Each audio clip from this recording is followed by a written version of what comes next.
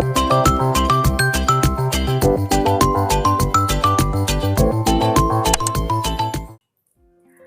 teman-teman semuanya, ini aku Elizabeth Palma. Jumpa lagi dalam pertemuan Advent yang ketiga. Komisi Kateketik Keuskupan Agung Semarang mengangkat subtema menjadi keluarga yang senantiasa bersiarah dalam pengharapan. Ada hal yang cukup menarik loh dalam pertemuan Advent yang ketiga ini. Kenapa demikian? Karena Komisi Kateketik Keuskupan Agung Semarang secara khusus menyoroti keluarga-keluarga Katolik, di mana dalam pertemuan Advent yang ketiga ini mau mengajak seluruh keluarga untuk merenungkan dan merefleksikan bagaimana sikap keluarga dalam menyambut kedatangan Yesus Kristus Sang Mesias dalam perayaan Natal nanti dan juga dalam menyongsong tahun jubileum. Teman-teman yang terkasih, di zaman modern sekarang ini, seringkali manusia jatuh dalam sikap autism atau autis, di mana sibuk dengan dunianya sendiri. Dalam ilmu psikologi, autis berarti gangguan perkembangan serius yang mempengaruhi komunikasi dan interaksi. Nah, dalam pertemuan Advent yang ketiga ini, seluruh keluarga Katolik diajak untuk menyambut kedatangan Sang Mesias dengan perwujudan pertobatan yang sejati serta membawa pengharapan kepada setiap orang yang kita jumpai. Dalam buku panduan disajikan ada 2 ilustrasi gambar. Ilustrasinya aku tampilin di sini ya. Nah, teman-teman, apa nih komentar kalian tentang ilustrasi gambar ini?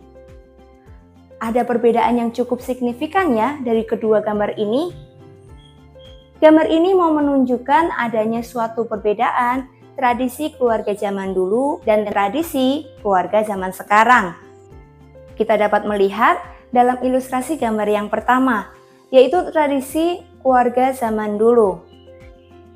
Di situ tampak kebersamaan di ruang keluarga, di mana seluruh anggota keluarga berkumpul dan menjalin keakraban dengan menonton televisi bersama. Sedangkan ilustrasi yang kedua itu menggambarkan kondisi keluarga zaman sekarang, sama-sama di ruang keluarga, sama-sama kumpul bersama satu keluarga, semua anggota keluarga kumpul. Tetapi di situ tampak bahwa masing-masing dari anggota keluarga itu sibuk dengan HP-nya sendiri. Entah yang sambil tiduran, sambil duduk di sofa, tapi matanya tertuju pada HP masing-masing. Tidak menunjukkan adanya keakraban satu sama lain. Dari gambar ini, kita dapat menarik kesimpulan untuk keluarga kita masing-masing. Seperti apa kondisi keluargaku saat ini? Sudahkah kami sebagai satu keluarga besar, sebagai satu keluarga yang utuh menjalin kebersamaan dan keakraban satu sama lain?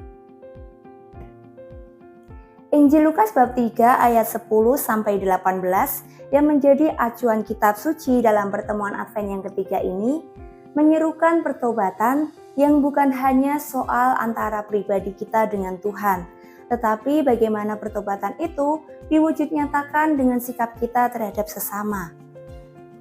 Contohnya seperti yang dikatakan oleh Santo Yohanes Pembaptis dalam menanggapi pertanyaan-pertanyaan yang dilontarkan kepadanya dari beberapa orang, di mana Santo Yohanes Pembaptis mengatakan untuk memberikan helai baju kepada orang di sekitarmu ketika kamu memiliki 2 helai baju, atau jangan memeras hak orang lain, ataupun hal-hal sederhana yang praktis di dalam lingkungan kerja mereka.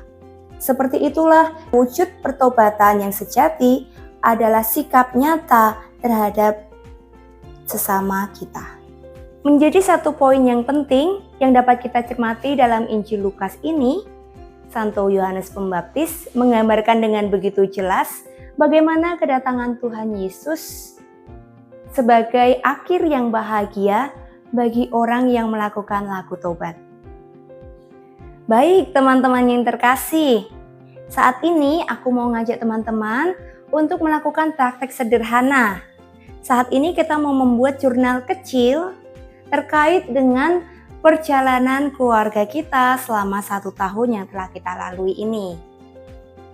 Dalam buku panduan telah disediakan lampiran dalam bentuk tabel atau lembar kerja yang dapat teman-teman isi secara pribadi ataupun dalam lingkup keluarga besar. Nah, lembar kerjanya seperti ini ya. Terdapat 3 kolom, di mana kolom yang pertama mau kita isi dengan peristiwa-peristiwa yang terjadi sepanjang tahun ini. Kemudian kolom yang kedua, kita isi dengan rahmat-rahmat yang dapat kita syukuri atau yang patut kita syukuri yang kita terima dari Tuhan sepanjang tahun ini, khususnya dari peristiwa-peristiwa yang telah kita catat tadi. Kemudian dalam kolom yang ketiga, kita tuliskan harapan-harapan di masa depan. Kemudian jangan lupa ada satu bagian kecil di bawah kolom itu yaitu ayat emas. Di situ kita tuliskan ayat emas yang menjadi patokan atau kata kunci dalam keluarga kita yang mau kita hayati secara bersama. Jurnal ini akan kita tempel di ruang keluarga di rumah kita masing-masing atau di dalam kamar kalian sebagai pengingat akan setiap peristiwa yang telah terjadi sepanjang tahun ini dan juga mengingatkan kita akan harapan-harapan yang telah kita bangun sebagai seorang peziarah yang penuh pengharapan akan Tuhan Yesus sendiri. Itu saja teman-teman, permenungan kita dalam pertemuan Advent yang ketiga. Sampai jumpa lagi di pertemuan Advent yang selanjutnya ya. Oh ya, jangan lupa pada subscribe ya, like, comment, and share video ini. Terima kasih. Semoga Tuhan memberkati kita semua.